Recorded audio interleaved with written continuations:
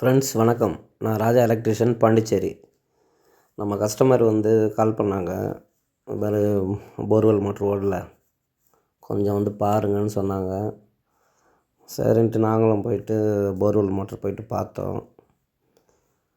பார்த்துட்டு ஸ்டார்டர்லாம் பிரித்து பார்த்துட்டு, நான் கஸ்டமர்கிட்ட கொஞ்சம் ஒரு கேள்வியெல்லாம் கேட்போம்னு வச்சிங்களேன். நீங்கள் போரு எப்போ போட்டிங்க, எத்தனை வருஷத்து மோட்ரு இது, எல்லாத்தையும் கொஞ்சம் விசாரிப்போம். விசாரித்தோன்னே அவங்க சொன்னது என்னன்னாக்கா, இது 2009 வீடு கட்டும்போது போட்டதுங்க. இது வரைக்கும் நம்மளுக்கு இது மோட்ரு பழுதானதே கிடையாது. ஒரே ஒரு முறை மட்டும் கண்டென்சர் மாற்றணும் அப்படின்னு சொன்னாங்க. இது வரைக்கும் போர் எதுவும் அவங்க தூக்குனதே இல்லையாம் அப்படின்னு சொன்னாங்க. நானும் என்ன பண்ணேன், ஸ்டார்டரை செக் பண்ணி பார்த்ததுக்கு காயில் போயிட்டு இருந்தது. இவங்களுக்கு ஏற்கனவே இது தெரிஞ்சிருக்கும். எப்படின்னாக்கா, தண்ணி அவங்களுக்கு கொஞ்சம் ஸ்லோவாக வரும், சவுடு அடிக்கும், ஒரு மாதிரி கலங்கலாக வர்ற மாதிரி இருக்கும். டஸ்ட்டெல்லாம் ஒரு மாதிரி டஸ்ட்டாக வர மாதிரியே இருக்குன்னு வச்சுங்களேன். சவுடு மண் மாதிரி வரும் பாருங்கள். இதெல்லாம் அவங்களுக்கு முன்னாடியே தெரிஞ்சிருக்கும். சரி, காயில் போயிடுது. அதுக்கப்புறமா நாங்கள் என்ன பண்ணோன்னா, அதை மேலே ஒரு கழி கட்டிட்டு அதில் இருக்கிற கயிறை வச்சு தூக்கிறதுக்கு ட்ரை பண்ணி பார்த்தாக்கா, அடியில் ஃபுல்லாக பிடிச்சிட்டு இருக்குது. அவங்களுக்கு ஆழம் எவ்வளோ ஆழம்ன்ட்டு சரியாக தெரியல. ஸ்டார்டிங்கில் ஃபஸ்ட்டு 80 அடின்னாங்க, அப்புறம் 100 அடி இருக்கலாம் அப்படின்னு சொன்னாங்க. சரி, நாங்களும் என்னென்னமோ பண்ணி பார்க்குறோம். ஒன்றும் அந்த மோட்டரை கரெக்டாக ஒரு 2 அடி 3 அடிக்கு மேலே தூக்கவே முடியல. அவ்வளோ இது.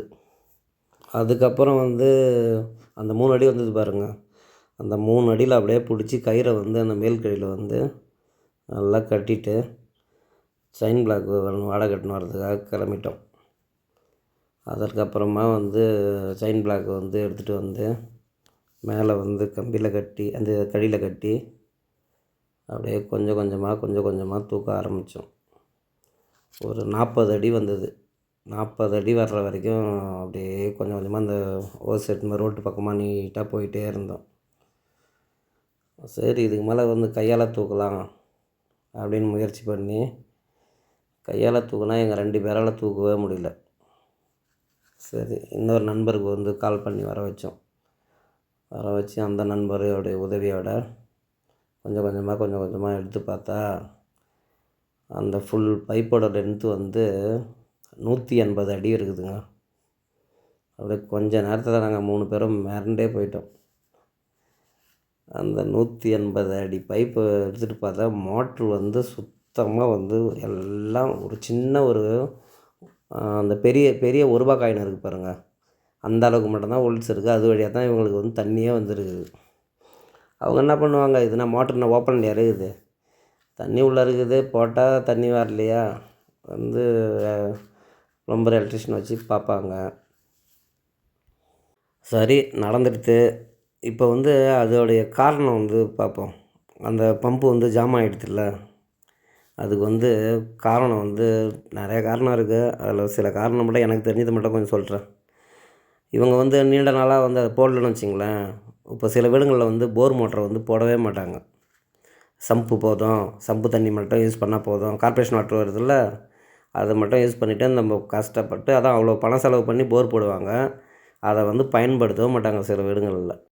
இன்னும் சில வீடுகளில் வாரத்துக்கு ஒரு முறை போடுவாங்க.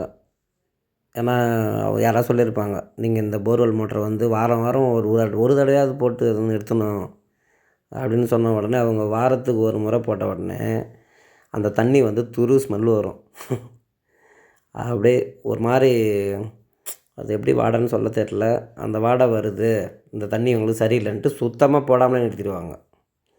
தண்ணி உங்களுக்கு இறைக்க இறைக்க தான் தண்ணி தெளியும். ஒரு சில கஸ்டமர்ஸ் ஒரு குறிப்பிட்ட பிராண்டு தான் யூஸ் பண்ணுவாங்கன்னு வச்சுங்களேன். சுவிட்சாக இருந்தாலும் சரி, மோட்டராக இருந்தாலும் சரி. நம்ம கஸ்டமரை நம்ம பிராண்டு பேர் சொல்லக்கூடாது, அந்த பிராண்டு பம்பு தான் நம்மளுக்கு வேணும் அப்படின்னு என்கிட்ட சொல்லிட்டார்.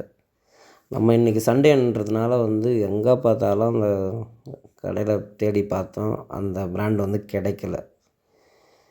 ஏன்னா இவங்களுக்கு வந்து ஒரு கிட்டத்தட்ட ஒரு 15-16 வருஷம் வந்து இந்த மோட்ரு ஓடுனதுனால அந்த கம்பெனி பம்பு தான் எங்களுக்கு போடணும் அப்படின்னு சொல்லிட்டாங்க. அதனால் வந்து சரி நாங்கள் வந்து நாளைக்கு வந்து செய்கிறோம். ஏன்னா வந்து மண்டே வந்து அந்த கடை திறந்துருக்கும். நாங்கள் ஒரு 10 மணிக்கெல்லாம் வந்து உங்களுக்கு பம்பு ரெடி பண்ணி போட்டுறோம் சார்னு சொல்லியாச்சு. நம்ம வந்து மீதி வீடியோ வந்து நாளைக்கு புது பம்பு போடுறோம்ல, அந்த வீடியோ வந்து உங்களுக்கு போடுறேன்.